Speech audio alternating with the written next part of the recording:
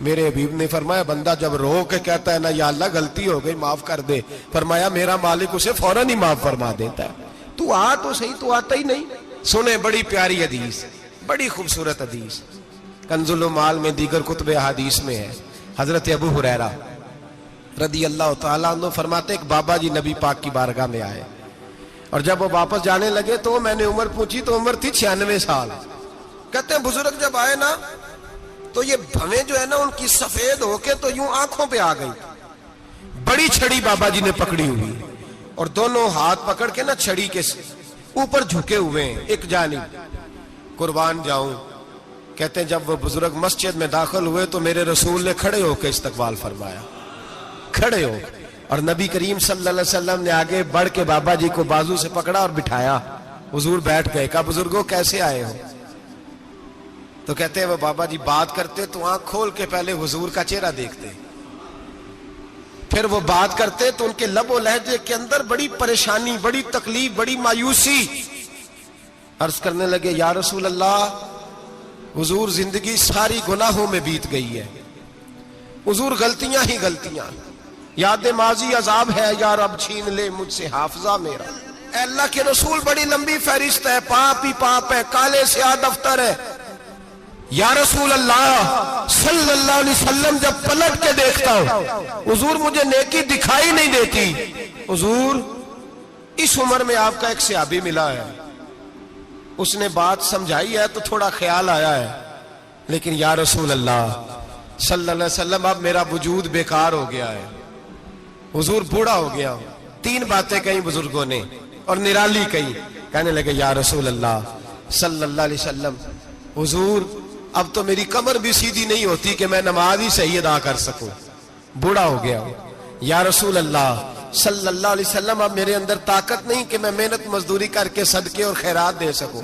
یا رسول اللہ صلی اللہ علیہ وسلم اب میں تلوار لے کے جہاد بھی نہیں کر سکتا، حضور نہ میں لمبی نمازیں پڑھ سکتا ہوں، آقا نہ میں صدقات و خیرات دے سکتا ہوں، محبوبہ نہ میں دین کے لیے کوئی جہاد کر سکتا ہوں، بیکار وجود ہے، بیکار بیکار وجود کو تو گھر والے برداشت نہیں کرتے، بچے دعا کرتے ہیں یا اللہ ابا جی کو پردہ دے دے، اماں کو پردہ دے دے، بیکار ہو گیا ہوں، اور آج آیا ہوں تو مجھ بیکار کو میرا رب قبول کر لے گا؟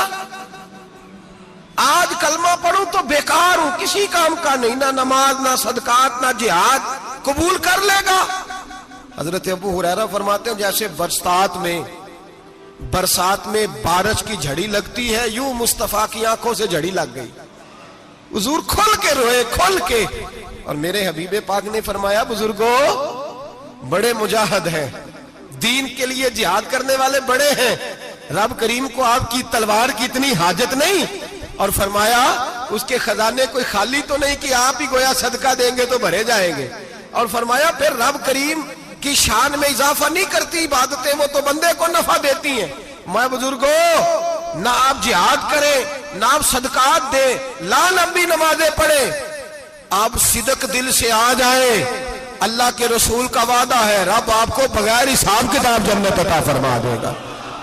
آنا تو شرط ہے کہ نہیں؟ آئیں تو صحیح، نہ پہنچے تو صحیح، آ جائیں، اس کو نہیں عادت صدقات و خیرات کی، جہاد کی، تبلیغ، آئیں تو صحیح نہ۔ تو آ ہی نہیں رہا، تو گھر میں بیٹھا ہوا ہے، تو سویا ہوا ہے، تو دکانداری کر رہا ہے، تو پیسے گن رہا ہے، تو آیا ہی نہیں، آ تو صحیح۔ بلکہ میرے نبی پاک فرماتے ہیں جب اللہ پاک کا بھاگا ہوا غلام آتا پھر تو اللہ زیادہ راضی ہوتا ہے، پھر تو اللہ زیادہ راضی ہوتا ہے، زیادہ راضی ہوتا ہے، تو آ تو صحیح، پہنچ تو صحیح۔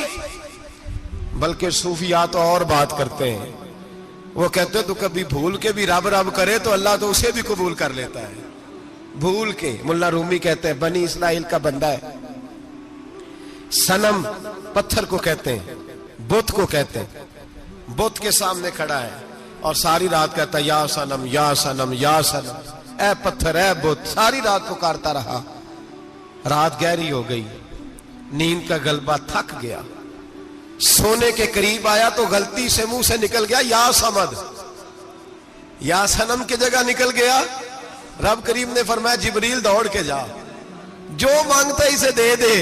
حضرت جبریل عرض کرتے ہیں مولا بھول کے تیرا نام لے رہا ہے، بھول کے لے رہا ہے تو رب کریم نے فرمایا چل نام تو میرا ہی لے رہا ہے نا، میرا لے رہا ہے نا یا اللہ۔ وہ اللہ کریم نے فرمایا جھوٹے کے سامنے ساری رات کا کھڑا ہے، ساری رات کا پکار رہا ہے، اسے کچھ نہیں ملا تو سچے کا نام لیا ہے، اگر میں بھی کچھ نہ دوں اور بت میں اور مجھ میں فرق کیا رہ جائے گا؟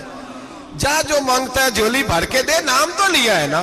او بھائی تو بہانا تو بنانا، او آ تو صحیح نا، تو یہاں آ جا، پہنچ جا، آ جا، بس بیٹھ جا، اس کی بارگاہ ناز میں حاضر تو ہو نا، تجھے فرصت ہی نہیں۔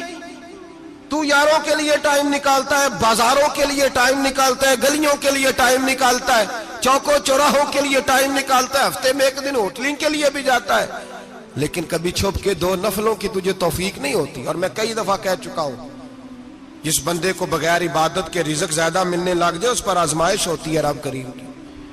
اللہ فرماتا ہے اس کو پیسے دو، اسے آنے نہ دینا، اس کو چل پیسے دوڑ جا۔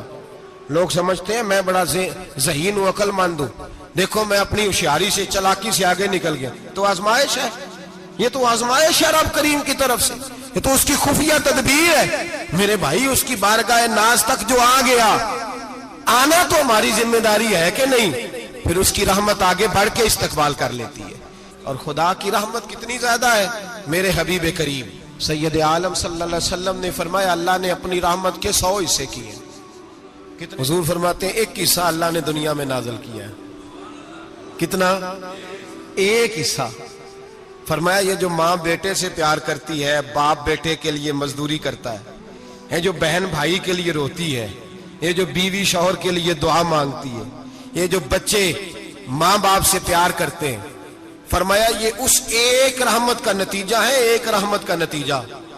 تو صحابہ کہنے لگے یا رسول اللہ وہ 99 کدھر ہیں؟